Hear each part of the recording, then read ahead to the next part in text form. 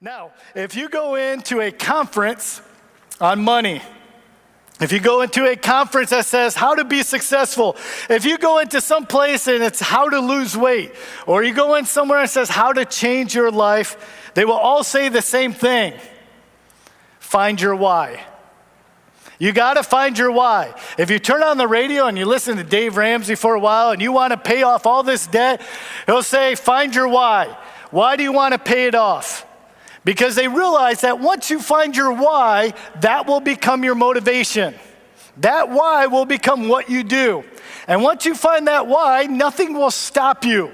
Nothing will get in the way. Now, throughout life, we have a number of whys that we go through. I remember when I was younger and I was going through college.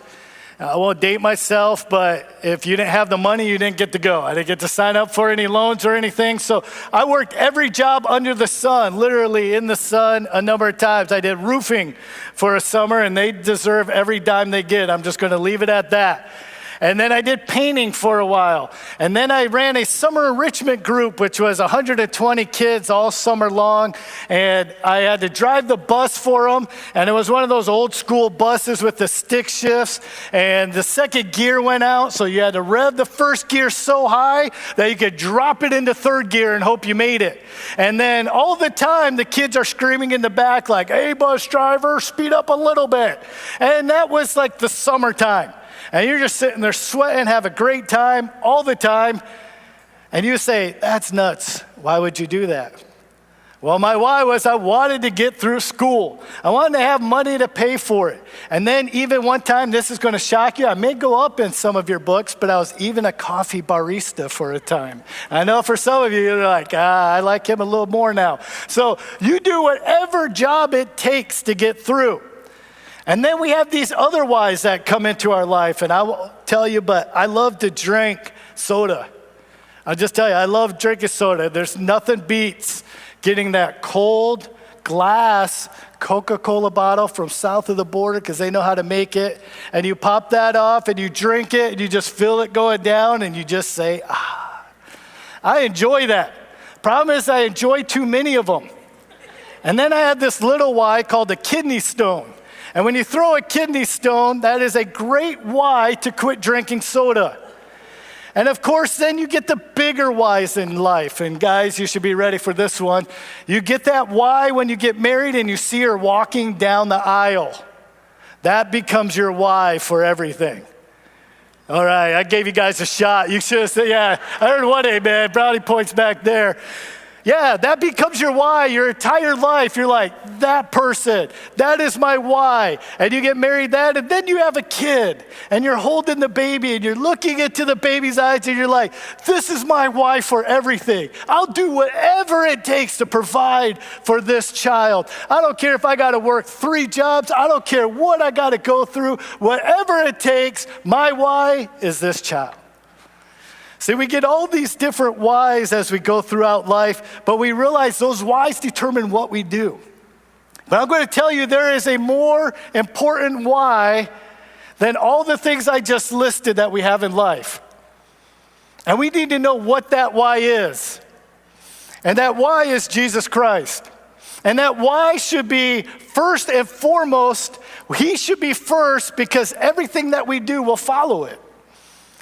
So how do we develop that? Well, we're going to look in Daniel chapter 6, and we're going to look at the life of Daniel today to see how we develop our why. Because there's 3 things that go into it: direction, development, and dedication. Let's look in Daniel chapter 6. Now, I'm going to read it for you. And I know you're worried because when I read all these verses, you're used to pastor reading the passage and then going verse by verse. And when I read all these verses, you're going to be like, we're never getting out of here. So I promise I will just read this and then I will summarize it for you. So no need for panic. And Daniel 6, verse 1. It pleased Darius to set over the kingdom 120 satraps, to be throughout the whole kingdom, and over them 3 high officials, of whom Daniel was one, to whom these satraps would give account, so that the king might suffer no loss. Then this Daniel became distinguished above all other high officials and satraps, because an excellent spirit was in him. And the king planned to set him over the whole kingdom. Then the high officials and the satraps sought to find a ground for complaint against Daniel with regard to the kingdom. But they could find no ground for complaint or any fault because he was faithful. And no error or fault was found in him. Then these men said, "We shall not find any ground for complaint against this Daniel unless we find it in connection with the law of his God." Then these high officials and satraps came by agreement to the king and said to him, "O King Darius, live forever. All the high officials of the kingdom, the prefects and the satraps, the counselors, the governors are all agreed that the king should establish an ordinance and enforce an injunction that whoever makes petition to any god or man for 30 days, except to you, O king, shall be cast into the den of lions. Now, O king, establish the injunction and sign the document so that it cannot be changed according to the law of the Medes and the Persians, which cannot be revoked."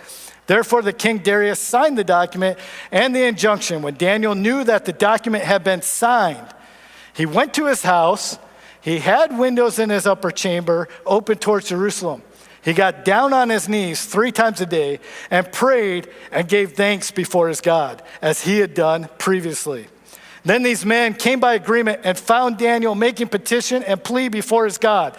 Then they came near and said before the king concerning the injunction, "O king, did you not sign an injunction that anyone who makes a petition to any god or man within 30 days, except you, O king, shall be cast in the den of lions?" Then the king answered and said, "The thing stands fast according to the law of the Medes and Persians, which cannot be revoked." Then they answered and said before the king, "Daniel is one of the exiles from Judah who pays no attention to you, O king, or the injunction you have signed, but makes his petitions 3 times a day." Then the king, when he heard these words, was much distressed and set his mind to deliver Daniel. And he labored till the sun went down to rescue him. Then these men came by agreement to the king and said to the king, "Know, O king, that it is a law of the Medes and Persians that no injunction or ordinance that the king establishes can be changed." Then the king commanded, and Daniel was brought and cast into the den of lions. The king declared to Daniel, "May your God, whom you serve continually, deliver you." Now we stop there because normally that's where, when you hear Daniel in the lion's den, that's where you start picking up. But I want to look what gets Daniel into this situation and how he handles it and what we can learn from it. So we'll kind of explain the first 8 verses. If you're a little unclear about what's happening, is there's these different governors and levels of law that the king sets up to help watch everything, and Daniel was at the top. And guess what? Somebody was jealous and wanted his power and didn't want him in charge. They wanted to be in charge. So if you're kind of looking at, if you want an example of this, just look at Washington, D.C., and you'll perfectly understand everything that's going on. So if you think this is new, no, dirty politics continues to go on. It's happened for thousands of years. So Daniel's caught in this web. But this is what I want us to notice. They go to try and find fault with Daniel, and they can't find any. I mean, think about that challenge. If someone was coming to find fault against you, how long would it take them?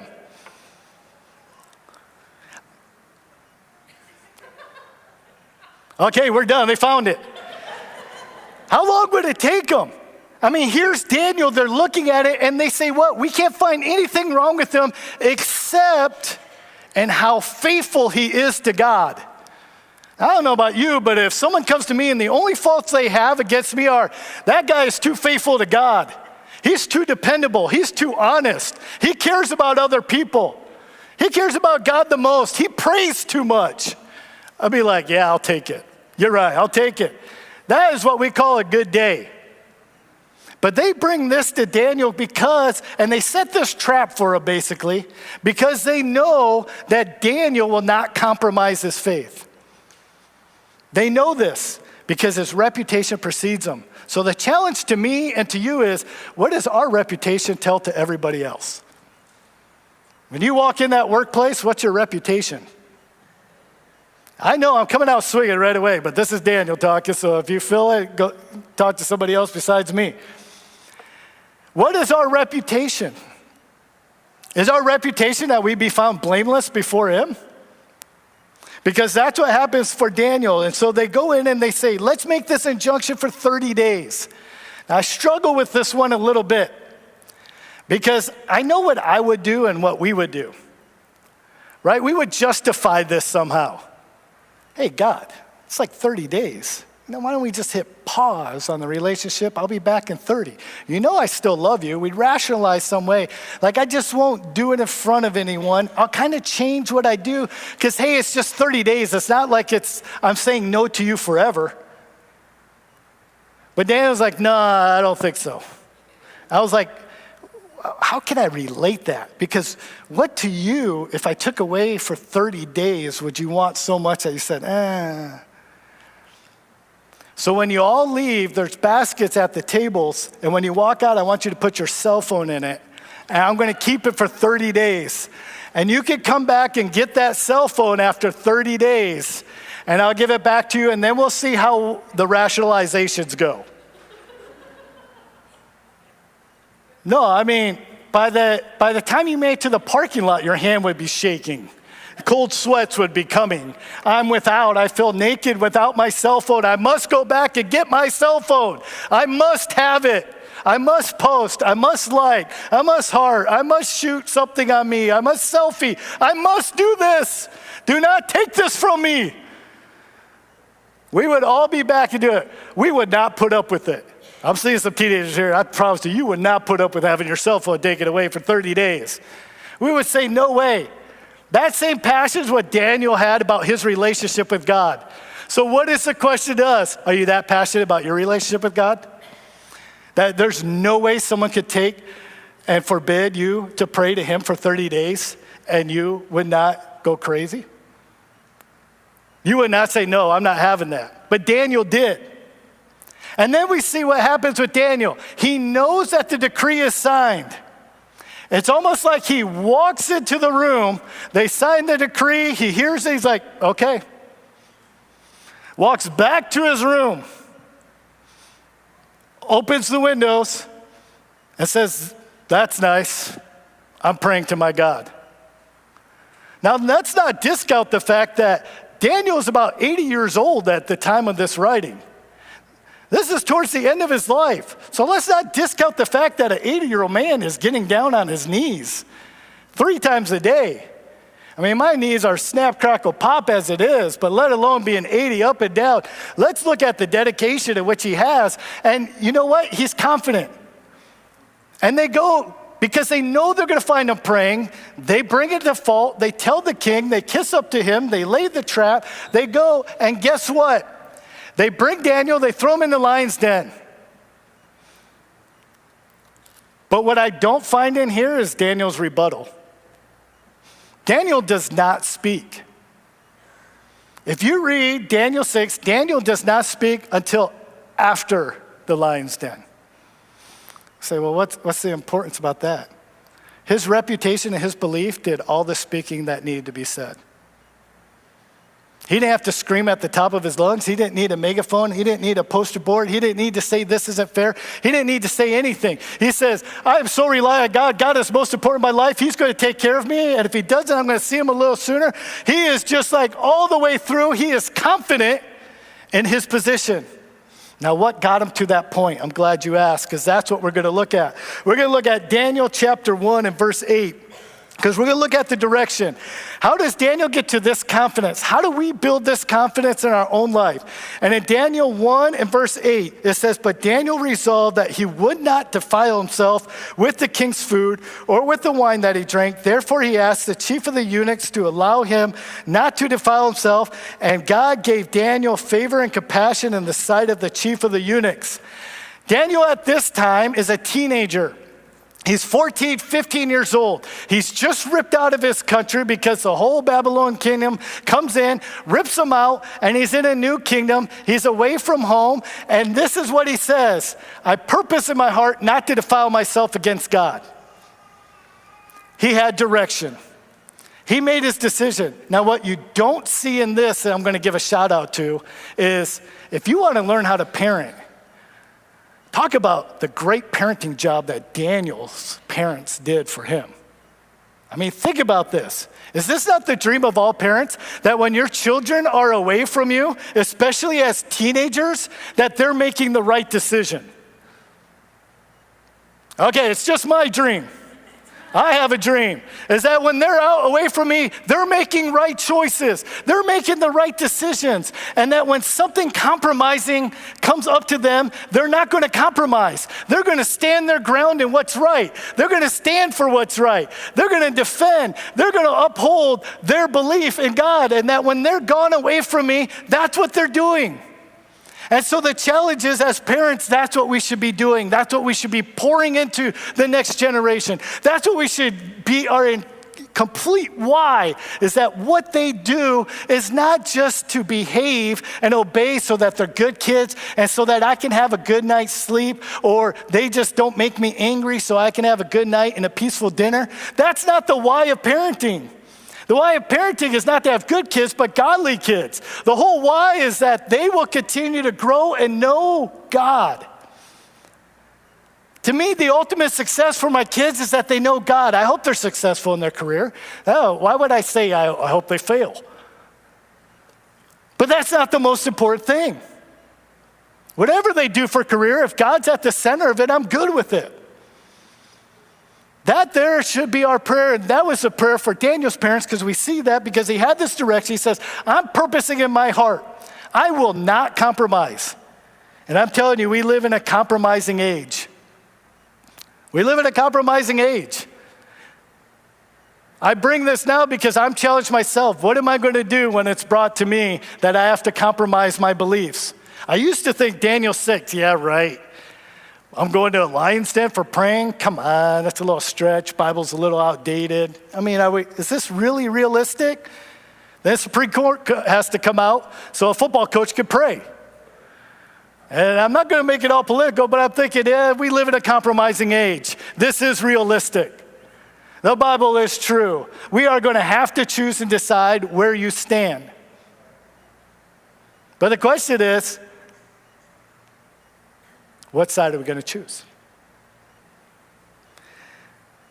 Now, when Daniel gets to this compromising part, it's not like God just left him. It's not like he just went from teenager to here. God helped develop him. See, God puts different things in our lives that help develop us. They help develop the why. That's the beauty of this church right here. Everyone who walked in the door has a different story. You have a different background. You have a different upbringing. Everyone in here right now, maybe you come from a different area of the country. It doesn't matter. You all come in here, but we're all here together for one reason, and that's our why. God blends it all together because he becomes the why. You say, why do you say that? Because God develops us different. Just like he brought Daniel into these different kingdoms to show culture the why of God. He used Daniel as his piece and as his spokesperson. Now I want to share a couple things in my own personal life about how God develops and what he does. When I was growing up, my younger brother has arthrogryposis, which means he has no muscles in his arms and legs. He has arms and legs, it's bone, it's tissue, but no muscles. So take out all the muscles on that there. So basically he was wheelchair bound. He could do little things. He could still move his fingers and that, but he'd wear a sweatband and he'd kind of bite it with his mouth. He'd swing it up. He'd be able to type. He'd be able to write. And for a while, he would wear braces to walk. And he would be able to walk until he continued to grow, because when he would fall, he had no muscles to put his arms out to break the fall. So unfortunately, his arms were there and his own body weight would break his arms. And after a number of broken bones, he decided, we're not going to do the walking thing anymore. We're going to go to a wheelchair. He was wheelchair bound. So when I was growing up, I helped with that entire situation, taking care of somebody, basically every need. And it was a good experience, and then we would continue to go on. And it was just part of life. That's just how I grew up. So I'm really not weirded out or disgusted by different things. I don't mind working, doing menial things, because that's just how I grew up. I don't mind. And I see things a little differently. Because when we would go out and we would go into the mall, that's that thing you would go to before Amazon, but we would walk into a mall and that was the hangout time, and you start noticing things when you're pushing a wheelchair in there. You see all the people that want to look at you but look away, and want to look at you and see what's going on and look away and look at you, and it's that awkward thing, and sometimes we would play with it and have a good time and we'd be like, what you looking at? Then we laugh about it as we go by. And then other people would come up and they'd talk to me and they'd be like, can we shake his hand? I'd be like, he's not a service dog. He can listen. Yes, you can shake his hand. And we'd have a good time with it, but my lens was changed a little bit, and because of that, I have a low tolerance for laziness because of it. If God gives you a good healthy body and people complain about it, my tolerance level is really low. And that kind of developed because, I'd come home from playing sports and come in and be like, man, my legs are killing me. And he'd look at me and be like, at least you have legs that work. I can't come back from that. You're right. So I'd have a lot of skill, but man, I was like a possessed chihuahua out there. I'd just be running because I'm not stopping because I got a healthy body, and I'd continue to go and push that into my kids and things like that, and we park far away, and they'd be like, why do we got to walk so far to the door? Because you have legs that work and you can. So my tolerance for the laziness part, as you can already tell from my voice, is really low. Hardworking, I want to compete, so it made me a competitor. I don't like taking second place. I want to win because God's given the ability to do it. And I took that same thought process into my coaching. And so I coached for many years. And I'm not going to lie to you. I won a lot. I know you're impressed. I won a lot. I won a lot of state championships in girls soccer, boys soccer, girls basketball, boys basketball. I won a lot. I was even coach of the year twice for the entire state of Florida. Not once, twice. I know you're impressed that I just gave you my entire resume in 20 seconds. But I would always push into my teams, we're not giving up. We're going to finish this thing. We're not going to be lazy at all. And it drove to some success. And I thought I would find my entire why and existence and being because I would win. And then I found out when I won, I wake up the next morning, nothing was different. The hole was still there. But that's not what changed my why in coaching. What changed my why in coaching was in the middle of a season, I had a game. I was coaching girls basketball, and we came out and we were playing the game, and the first half was horrible. Horrible. It's like we never practiced before. We could not hit a shot, and we could have played defense. It was ridiculous. It's to the point as a coach where you just sit down and be like, what do we do? Once you pass half court, I'm like, shoot it. What do we got to lose? Maybe it'll go in. It was just a horrible, horrible half. Now, I was coaching girls basketball, so I would send them to the locker room first, and it's about over where our restrooms were over there, and I would send them with our lady assistant coach so they could do all their thing, and they should give me the thumbs up. That's okay for me to come in the locker room and talk to them, which you can understand the whole balance and opticals of that. So we're going in, but this team, I had some very successful teams.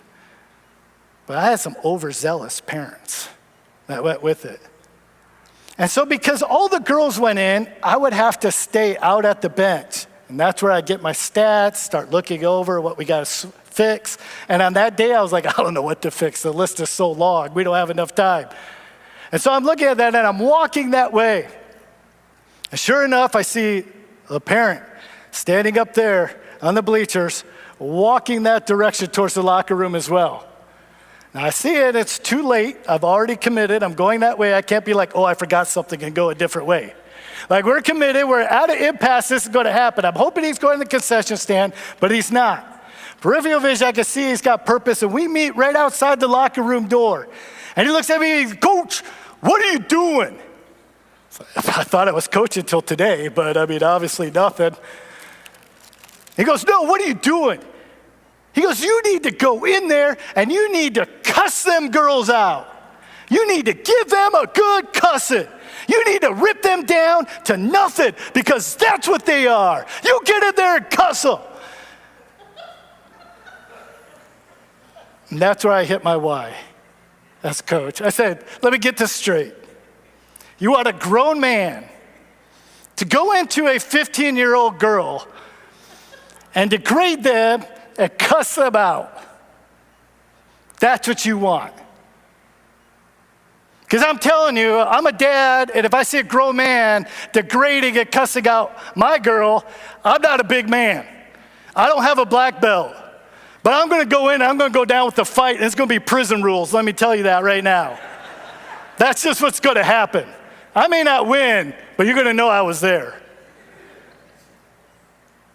And I thought, as I stepped in the locker room before I went to girls, I said, that's it. The W matters more than them.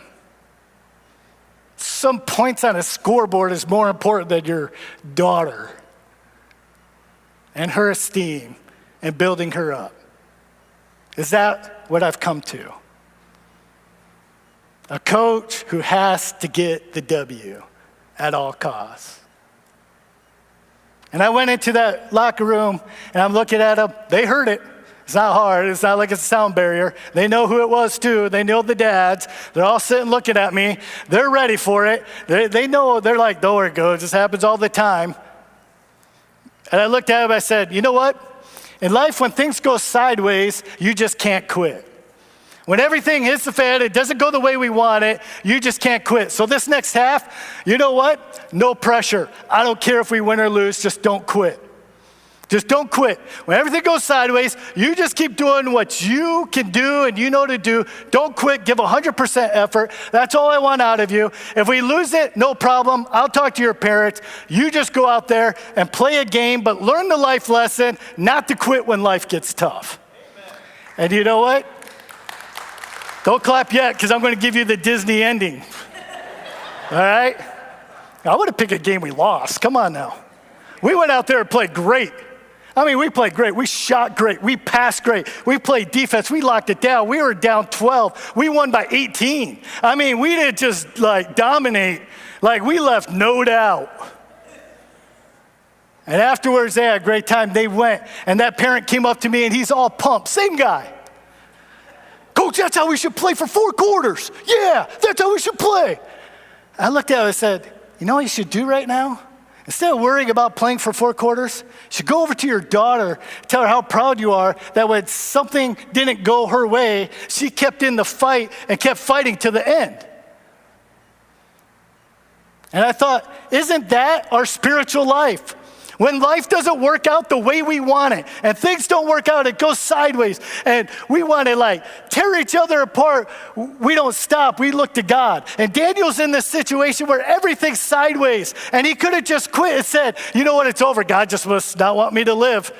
I mean, he wants me to choose. I'm going to face life or death.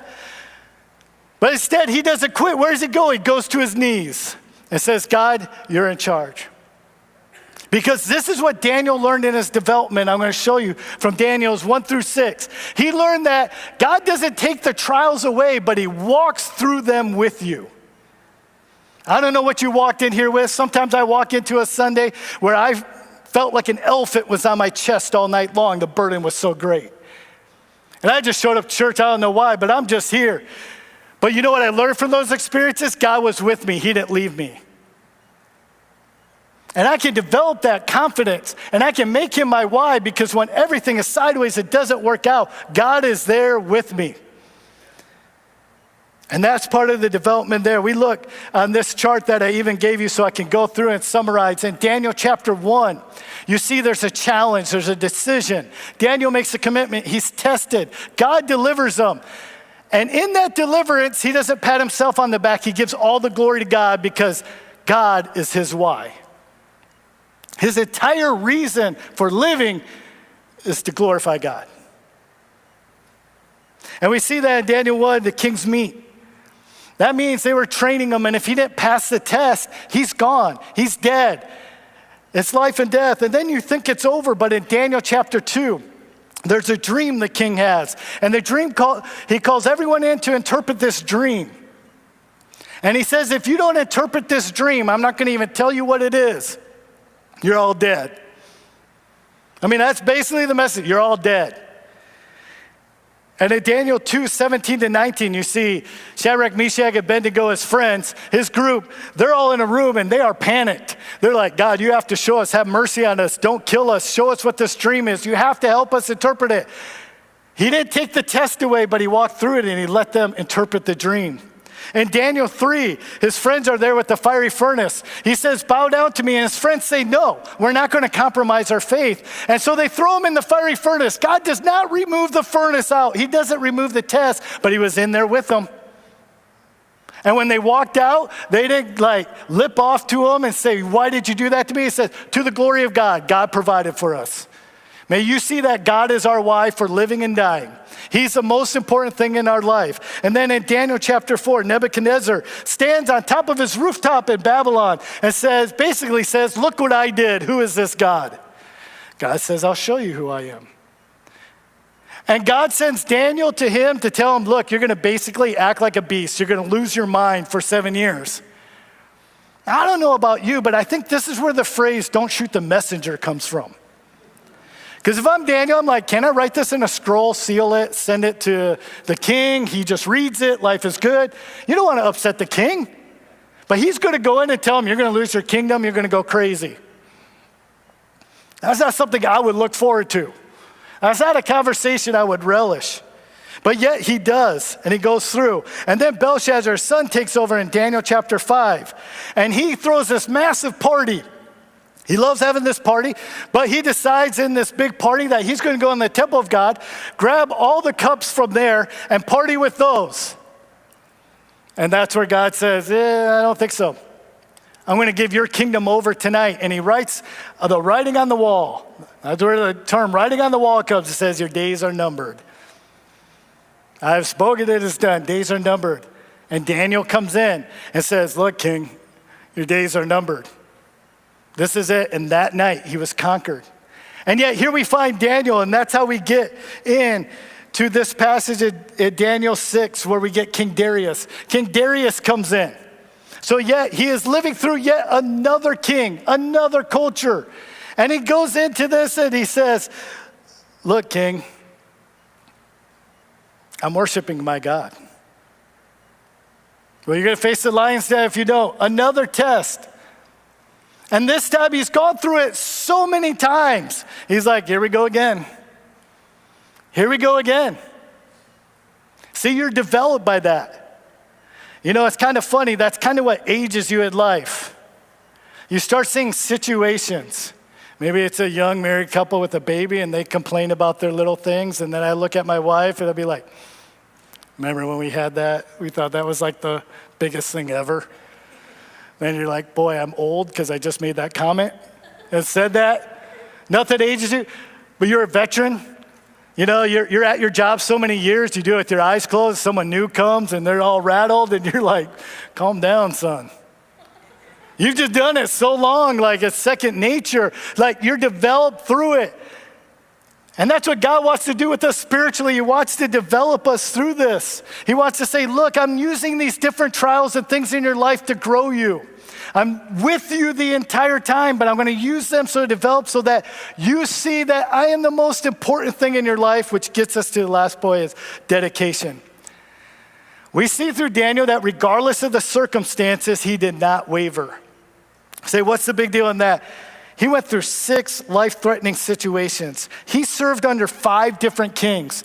He had to serve through 4 completely different cultures, all of whom hated God. But 0 times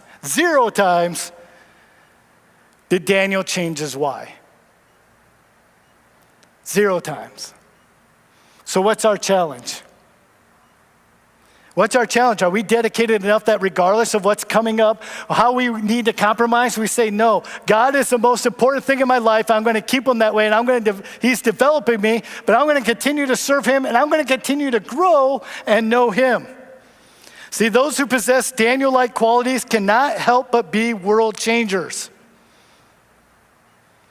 See, the cause or the why is so great that it surpasses all temporary things in life. You know, I've always had a question, and I've asked my brother's a missionary in Italy, I got brother-in-law in Costa Rica. And I always wonder about missionaries. I said, what keeps you out on the field? I'm serious. We just have a conversation. It's my brother. What keeps you there? I mean, there's so many needs out there. It's just like nonstop. I mean, yesterday we had a great time as a church serving at Feed My Starving Children. It was awesome. We went and they give you the totals and it feels great. But here's the thing, the need's so great that we could go back again today, take all of us, meet some needs, but then the need would still be there. There's so many needs that are out there. And you know what, after a while, if you're just continuing to do it year after year after year, you're like, I don't know if I have anything left to give. And I ask them, after all these years, what keeps you out there? What keeps you having to meet all these needs?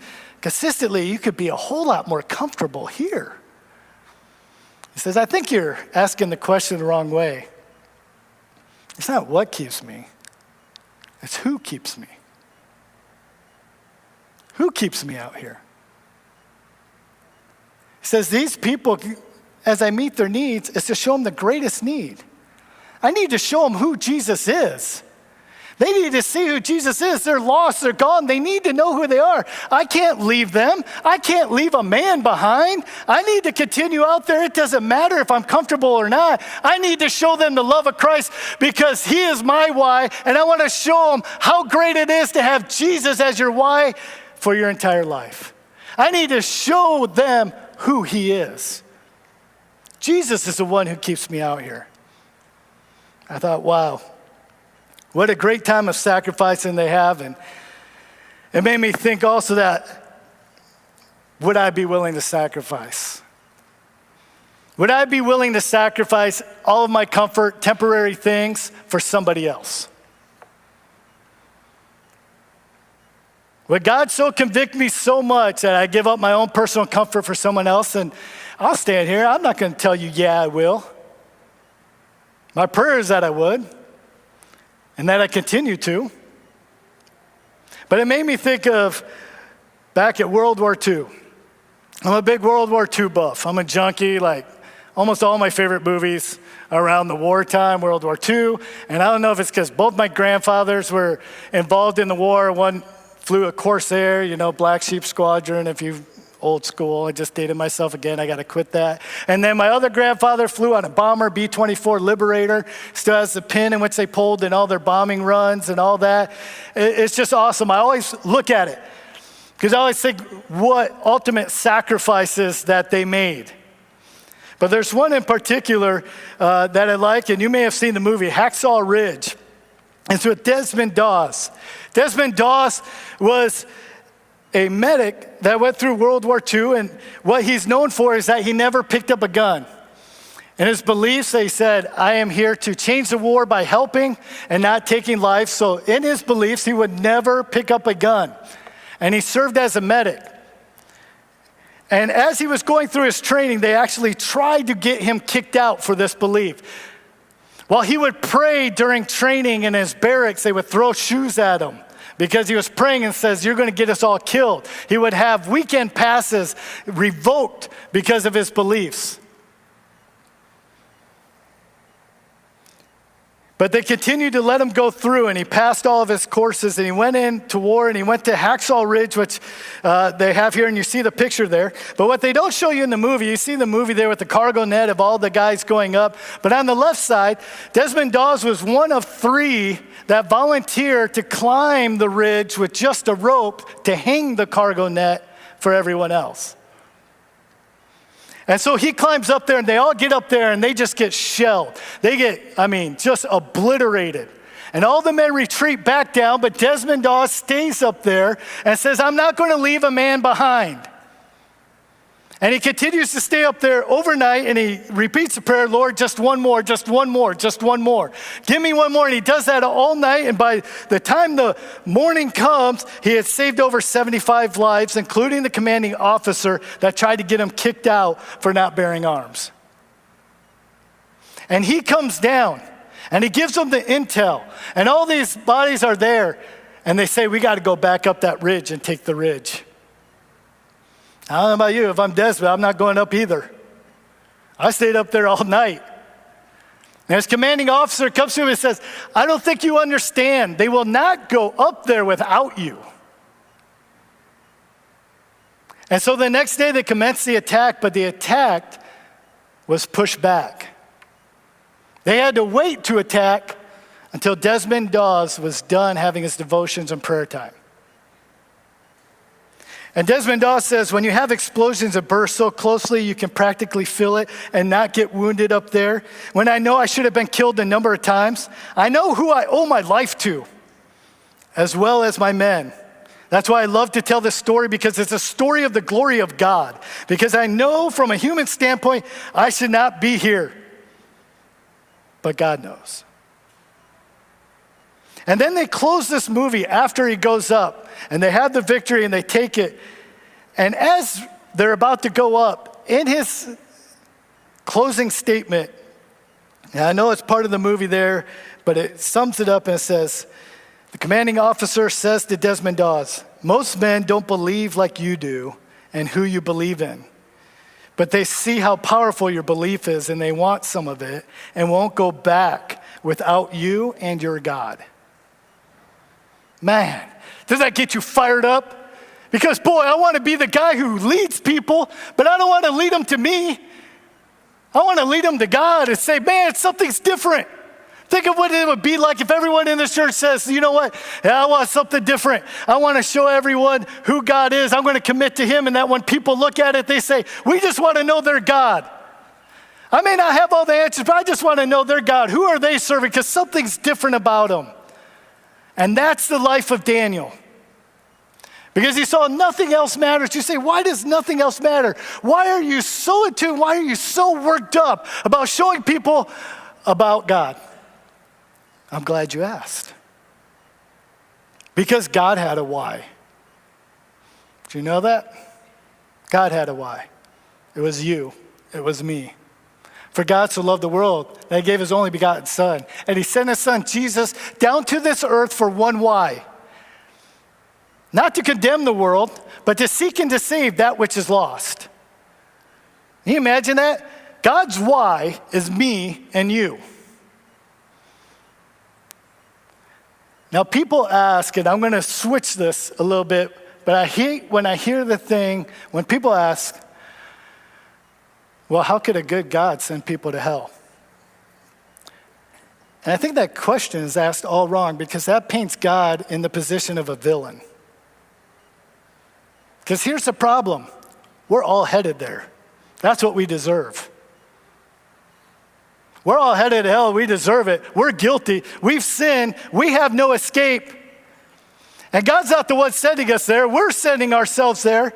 But God instead is actually the Savior who sent his Savior, Jesus Christ, down to the earth to say, stop. Don't go there. Let me give you an alternate. I love you so much. I'm going to give you my son in your place so that you don't go to hell. I'm going to save you from going there. So God's not sending. He's stopping and he's saving. It's a story I heard at a quick illustration. I'll close with this illustration here. There's a floodings are happening in the south, and there's a guy, and he's on the porch, and the floodwaters are rising from the hurricanes that are coming in. And this big old truck pulls up, monster truck. I mean, we're in the south, everything's up on big wheels and 10 foot tall. You know what I'm talking about. And he pulls up and he says, hey man, hop on in, we're getting out of here. The waters are rising. And the gentleman says, no, I'm not going to go. God's going to save me. And the flood waters keep going up, and he climbs up on top of his porch roof, and all of a sudden the fan boats come in. And the fan boat's like, God, you got to get on here. Come on, God, get on here.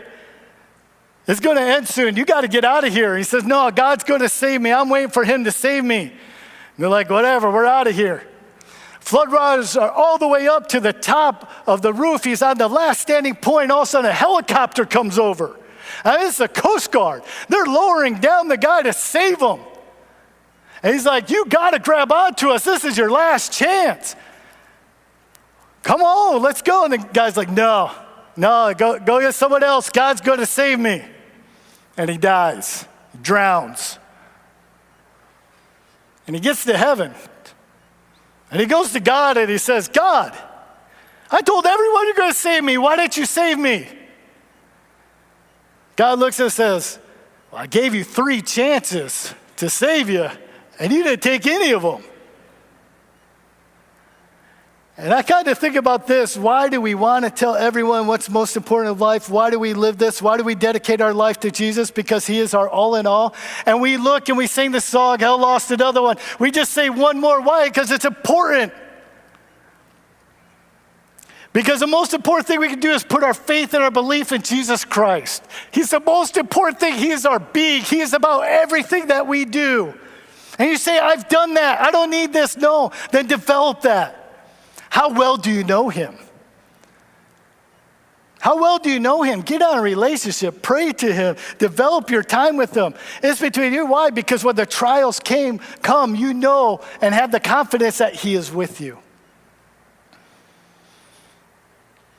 And I know if you're here and you're like, man, I want to know that Jesus changes lives, because when people see and come in contact with Jesus, their life has never changed. It's always different. I want to say today can be that day. Today can be that day. I don't want you to leave. I would never want to preach a message and now at the end not invite you to know the person, the greatness of God, the person I serve, the person I dedicate my life to. Why? Because he first loved me and changed my life. I am nothing without him. I have no hope without him. He is my all in all. He is my everything. And I want to invite you to know him.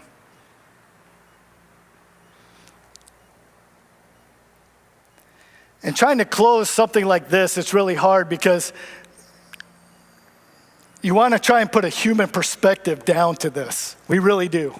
We really want to put a human perspective and try and explain it. And there are some things we can't. I can't explain to you why God would love me so much that he would give his only son for me in my place. I can't explain that. I also can't explain why would I not want to live for him. I've looked at the goodness of God in my life and given me stuff I don't deserve. I can tell you story after story for the next 45 minutes to an hour to 2 hours of all the times that God has worked in my life, changed, been there for me. And I don't know what you've walked in with. And I don't know what burdens you have or how you walked in here, but I want you to walk out knowing God is with you. And I want to challenge you. You say, I'm here. We're dedicated. We showed up on Sunday. Why are you yelling about this? No, I want to motivate you. Keep up the good work. I want you to continue to develop to know that God, to have such a personal relationship with him. And I'm going to be honest, this is the challenge to me of this whole message, because when things don't go my way, my first response is panic. And God, why are you doing this to me? It is not like Daniel that says, time for prayer again. God, you're in control. I trust you. I have that confidence. And so my challenge to you is continue to develop your relationship with him. Let us pray. Dear God, we thank you for the way you love us. We don't understand it. We thank you for the examples you give us through the life of Daniel. Lord, I pray that you'll give us just the strength to make the right decisions, not to compromise. I pray that you'll give us the dedication of making you our King of Kings, our all in all, our entire life revolve around you. Lord, I pray that you will be our why, so that what we do will point others to you. Lord, I just thank you for how much you've loved us. I thank you for what you've given to me in the way of salvation. I pray that if there are some that are out there that are wrestling with this, they may not leave today without knowing you as their personal Savior. In Jesus' name, amen.